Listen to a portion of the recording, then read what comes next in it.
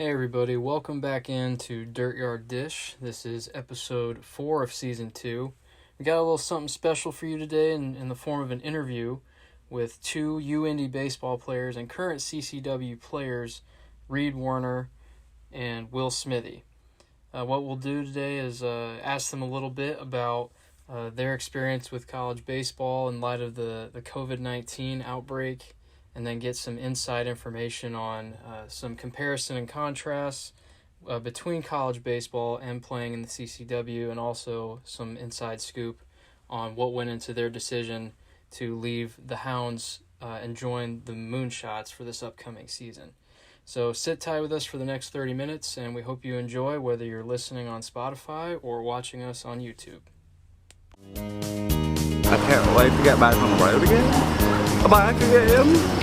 Dude, like for the baggers. Back home again. Back home again. In Indiana land. All right, everybody, welcome to Dirtyard Dish, episode 4 of this second season of our podcast.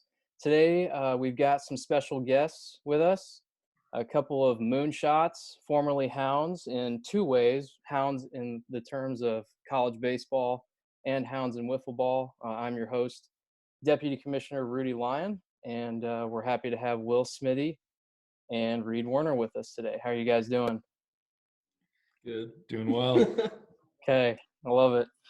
Glad you guys are doing well, surviving the social distancing, these very unprecedented times in terms of both baseball, wiffle ball, life in general. Glad to see you guys are practicing social distancing, at least keeping 6 inches apart, maybe not 6 feet, but that's okay. So we've got a series of questions for you today. Hopefully you guys aren't going to feel like you're on the hot seat, or it means I'll try to go easy on you. But we are meeting via Zoom. We haven't done a video pod in a while, but considering Zoom, I'm assuming, the stock market's crashing, but Zoom stock is probably through the roof, because I don't think I had maybe used Zoom once during some kind of a Skype interview 2 years ago, and now everyone's using it just to have game nights and parties with 20 people on Zoom. So we'll kick it off first, since we have been talking about the COVID outbreak. How has that affected you guys personally in your daily lives, but even more specifically with you being collegiate baseball players at UIndy? What was that like? Give us some first reactions to when the news broke about the season being canceled. Yeah, so we all kind of knew, we knew what was going on. There were rumors spreading around. But the first moment that it kind of hit all of us, we were on the bus to go to Maryville, which is in St. Louis, Missouri. We were probably 45 minutes to an hour out from Indy, and the presidents of the GLVC, which is the conference that we're in, they were meeting the next day to talk about what we're going to do.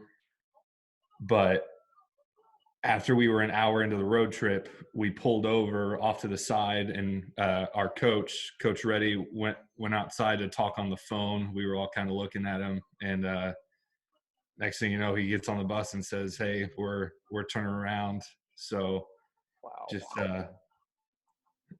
we were all. I mean, there were obviously our own speculations, our own rumors, but that's when I first realized that it was like, yeah, we're I don't think we're going to play again this season, which was weird.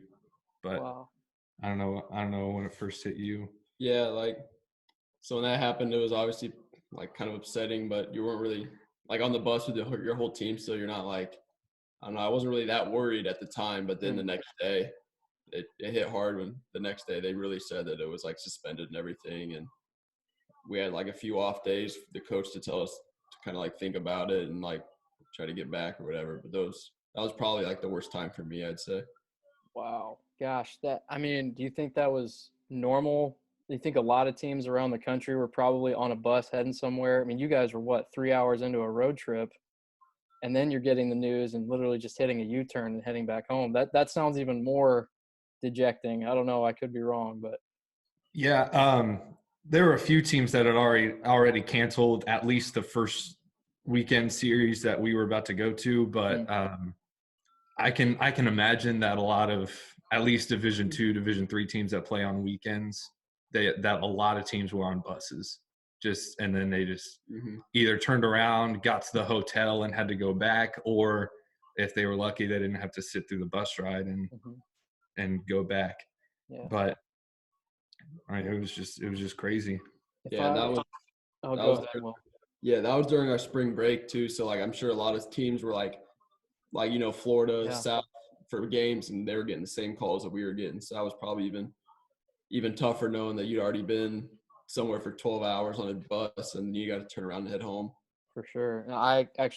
You mentioned that my connections with Anderson University, a couple guys on the Yackers on my team, one of the rookies, he's a pitcher for them, and they actually got like 2 or 3 games down in Florida, and then like they just had a vacation for the rest of the time that they were there, chilling poolside. Thankfully, I think this is the first time that they flew down, so they didn't have to do the torturous like 18-hour drive, so they could just fly back.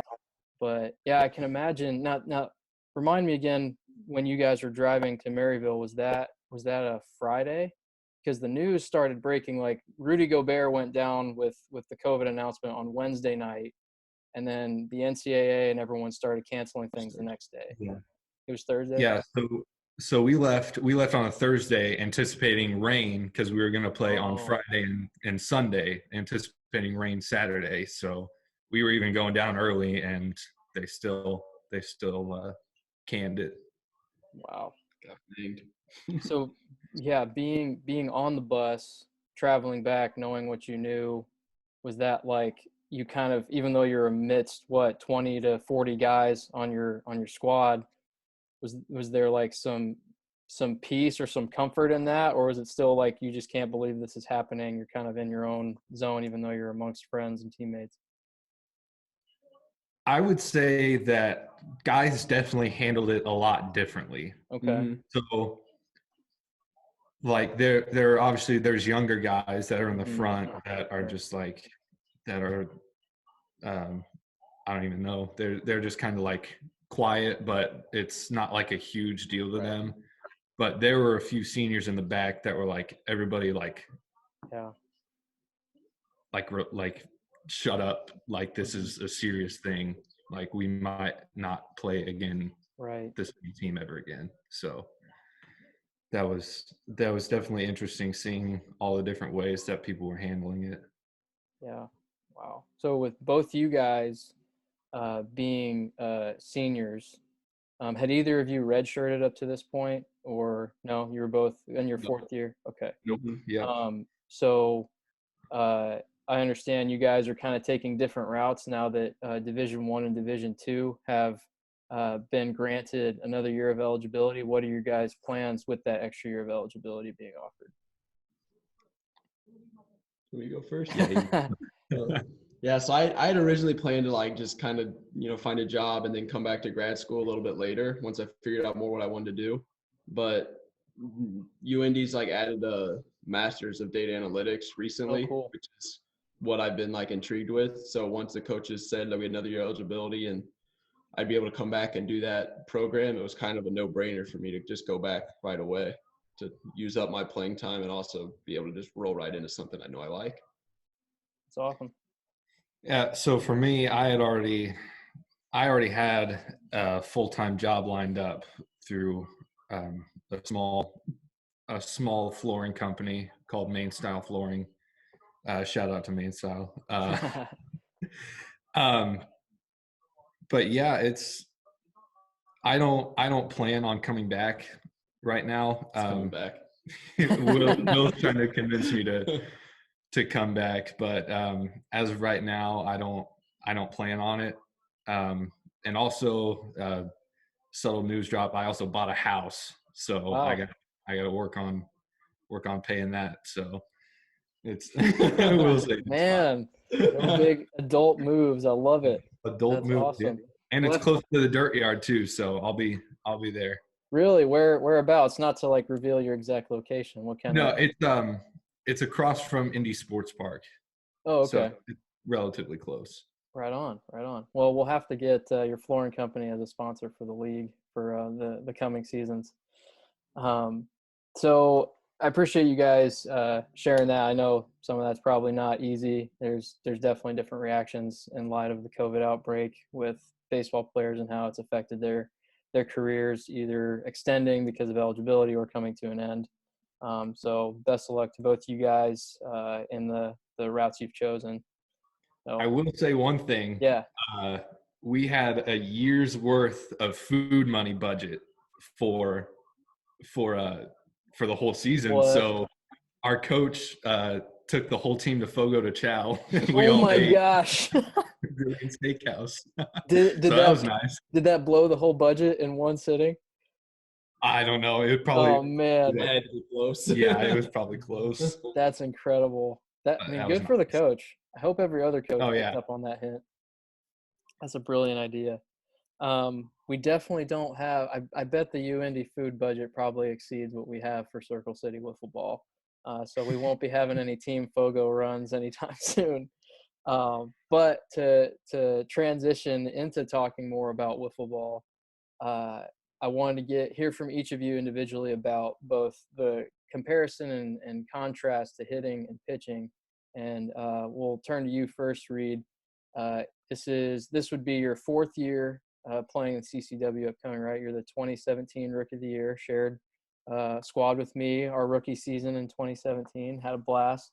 You didn't do a lot of pitching in the early years, even though being a D2 pitcher for UIndy. So what was it that really flipped the switch for you toward the end of last season that made you effective? Did you figure out any secondary pitches, or was it just kind of taking what you knew as a D2 pitcher and applying it to wiffle ball? Yeah, so the big thing for me was the rule change of moving the mound back and being able to throw with no pitch speed limit. Mm-hmm. So, and even at the beginning of the season, I would still like try to throw it a little bit softer and still try to aim it because I would never hit the strike zone. But I don't remember who we were playing, but it was between me starting or James Hayworth starting. And I was like, you know what, let me try something here. So I just tried to throw a straight ball just as hard as I could, or close to as hard as I could. Still had to save the arm a little bit for baseball season. But but I just threw it as hard as I could, and it ended up working pretty well.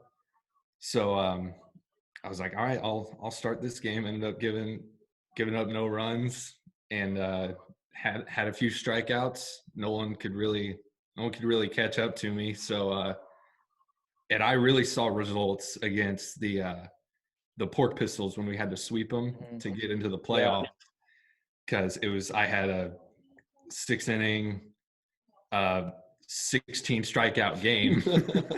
And it was just like, and I developed a secondary pitch where it was like a hard sinker. But one of the main things between throwing a baseball and throwing a wiffle ball is throwing a baseball, you can put different spin on it, release it different ways to get it to move where you want it to. And if you're throwing a fastball, it pretty much it's a very straight pitch, but you throw like a straight pitch in wiffle ball, it can move somewhere. And you can throw different release points, but with a wiffle ball, you throw it like a fastball every time. At least I do. Mm-hmm. And you just got to trust that it moves where it's supposed to. So it's just weird because you're not like twisting the wrists at all or doing different things with it. You just got to throw it like a fastball and hope it moves where it does. I mean, if you're throwing it hard enough, I know baseball, you don't really have to worry about the wind affecting your pitch all that much. But if you've got a crosswind going into a right-handed batter, you're going to end up even throwing it as hard as you do. I think we gunned you with a wiffle ball, like 83 last year. So that's insane. That's not like NWLA guys throwing 103, but for us, that's top end. And even throwing that, like the wind is going to have an effect and probably hitting right-handed batters in the kneecap. But yeah. So really what you're saying is you were a caged animal. We removed all the cages, so to speak, from the league and our rules, and you got to excel and just roam free and dominate the rest of us. So exactly. yeah, that's in-depth analysis using Tiger King metaphors, I suppose. I have not seen the show. It's all the rage. I don't know if I can stomach it, but we'll see if I get desperate. Will, you have some pretty good secondary pitches and some nasty movement. Do you have anything to add? I mean, last year being your rookie year, like what's your pitching approach? Yeah, well, I knew like arm wise, I could pretty much throw as much as I needed to this last summer because like my arm usually doesn't feel much pain or anything. Wow. So I just tried to figure out how to hit the board, and I had to drop the arm slot a little bit, kind of throw a little drop ball. And then once I got that pitch down after a few outings, I was just messing around one day, and I threw a pitch that moved a lot like a slider, really hard, and I just keep throwing it. Some are just gifted. You just mess around and you end up turning into one of the top pitchers in the league. How convenient. That's amazing. Following up, both of you are great hitters from both sides of the plate, not switch hitters, but one from the left, one from the right. Will, what is it that you see from a hitting standpoint that compares and contrasts with being a college baseball player to wiffle ball? What's probably, and just to fine tune the question a little bit, what do you think is the hardest thing that was adapting to hitting a baseball to a wiffle ball? I'd say the hardest thing is wiffle ball. You kind of need to see the pitch a little longer, I'd say, than baseball, because like the bat, since it's so much lighter, you can get it through the zone so much quicker to get on time with the ball. And also I feel like there's so many more balls and like walks in wiffle ball than baseball the past few years. So with the heavier bat in baseball, if I pick up that pitch early, like I want to get my barrel head out there. Right. But for wiffle ball, it's not really the same to me, because even if I hit it really deep with the wiffle ball bat, there's still so much like velocity behind the swing at that like small point that I can still get the ball out there pretty well. Yeah, that's a good point. Dylan Jones, I think he would always talk about when he would be adjusting from season to season, baseball to wiffle, you'd still be like essentially swinging a 30-ounce baseball bat, and you're over swinging. You really don't need to swing that hard. I think it's rather than you hit it on the head, instead of catching the ball out in front of the plate, getting ahead of it. If you're ahead of it in wiffle ball, you're just going to yank it foul. Yeah. So you really want to be seeing the ball deeper, hitting it on the plate, because even if you're hitting it on the plate, you're probably still going to pull it, but you're going to keep it fair. So that's a great insight. Honestly, I hadn't thought about it until you said those words. Reid, is there anything different that you would suggest from the left side of the plate, being one of those goofy guys on the wrong side? Yeah, on the wrong side. The only thing, I mean, I don't hit in college, and I'm not the best hitter when it comes to baseball, but I would say one big asset to have, which I feel like I do pretty well in, is strike zone awareness, knowing where the K zone is and being able to lay off tough pitches, especially like your rise ball that you throw in like a Speak Senior rise ball, knowing that it's going to move up and just being able to take it. So I feel like that's a big skill to have. If you have that, you're going to do pretty well. You've taken plenty of my risers, but you've also knocked a couple of them out of the park. So that's like the one pitch you've got on me. For some reason, I can't sneak it by you. So I'll have to come up with a seventh pitch this season to try to get past. And not just you guys, not just you, but the whole lineup, because you guys are stacked. And we'll talk about that a little bit later. Thanks for those insights. That's hopefully, if there are new people to wiffle ball that are interested in transitioning from baseball to wiffle, that'll give them some hot tips on how to handle CCW should they join, or any other wiffle ball league throughout the country. I did want to ask you both, I got to share a little bit in our 2019 recap episode about just the epic 3-game series that you guys played with the 8 balls. You were 3 outs away from playing us, where you would have had a chance to smack one of my rise balls out of the park in the World Series, which I thought would have been a ton of fun. Not that the World Series wasn't fun, but yeah, you guys played an amazing series. Will, you absolutely stole the show in game 1, pitching, oh man, what was it? Like 11 innings and had 19 Ks. Hit both homers off of the best pitcher in the CCW to win that game. Literally stole the game from them. And then came back, and Reid, you were pitching lights out, and then the wheels kind of came off. So tell me about, like, game 3 was kind of a foregone conclusion. I could see it. You guys were gassed. Everything was given. So give me an insight to what games 1 and 2 were like for you guys and what happened. Let me go game 1. Yeah, you got game 1. So game 1, obviously, like, a lot of adrenaline on the mound. I was probably throwing as hard as I've ever thrown. Yeah. Wiffle ball. And we had, like, Reid and Bailey Busher both made plays in the defense where they were like, they easily had runs coming home, and they just randomly threw a wiffle ball home and hit their guys before they scored for some, like, nice outs. And then my first homer, the wind started right from home straight out to center, like a hard gust. And Reid goes, use the wind. And I just barely hit a ball up in the air, like terrible swing, but the wind just took it out. So kind of got lucky with there. And then just later in the game, I took a really good swing at Junior's, like, harder pitch, I'd say, and just missed it. So I figured he was just going to come back with the soft one after, and I guessed right and just matched it. Wow. So did you see like his curveball or his cutter on both those homers? To be honest, I don't really know. I know the first one like was in on the hands, but like I was just saying, like, I hit it really deep because I just tried to hit it straight up in the air and the wind took it. But the next one was whatever his slower pitch is the one I hit out the next time, because he threw the hard one that I just missed. So I just figured he'd come with a soft one after if he was trying to reach swings or something. And it just kind of left it down the middle, and I hit it. Being a supreme athlete must be nice, because you've said basically twice in the last 5 minutes that you just guessed on how to pitch. You guessed on hitting one of Speak's softer pitches and then send it over the fence. That's incredible. Supreme athlete for sure. What about you, Reid? What was your take on game 1 and 2, I suppose? Game 1, I mean, we didn't really do much. I had one good defensive play, but that was really it. Will really took the show there. Game 2, that's just tough to relive, but I'll do it for you guys.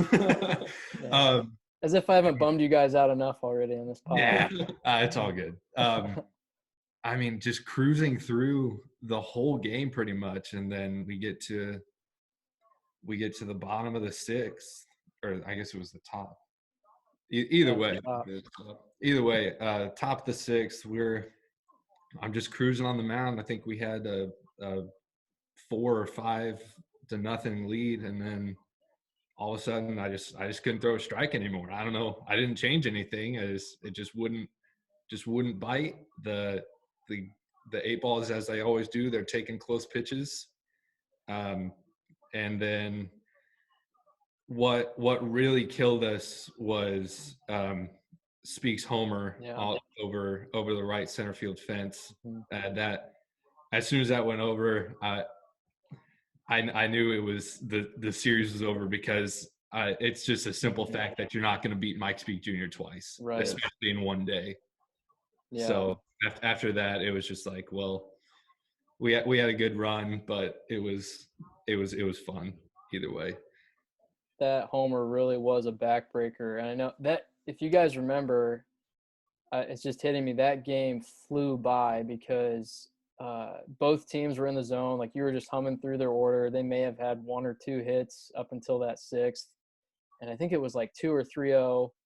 And you guys were scoring, but it was like just adding 1, so the innings weren't taking a long time. And senior's not going to walk people, so it's like you got to the 6th inning and we were 35 minutes into the game, and then that top half of the 6th probably took 10 minutes, and then Junior ran into one, as he tends to do every now and again, and I just remember just the air being let out of my lungs, like just a gasp, like, oh man, I feel so sick, and I'm sure you guys felt the same way too. So, yeah, well, I know that's not a joy to relive, but I appreciate you guys going back to talk about it, and now we can put all that in the past because we're looking forward to 2020. And you guys have changed your stripes. To made a Tiger King reference earlier. You're changing your stripes to be blue and white rather than the burgundy and black of the Hounds. So you guys are moving on to play for the Moonshots, led by manager Blake Voris. So Reid, you're stepping down as a manager and handing the reins over to an experienced veteran, and you're going to be a part of just a killer lineup. Probably top to bottom of the most talent in the league. Now, I know the Moonshots had really high expectations last year, but I think this roster even exceeds that talent level. So tell me, what was it that went into this whole decision to evaporate the Hounds and move over to the Moonshots? I know this was like in conversation after the All-Star game last year, and I was like, okay, maybe it'll happen, maybe it won't, but here it is. So give us the scoop. Yeah, it started after the All-Star game, like you said. We were at, what is that? Behringer's, yeah. Mm-hmm.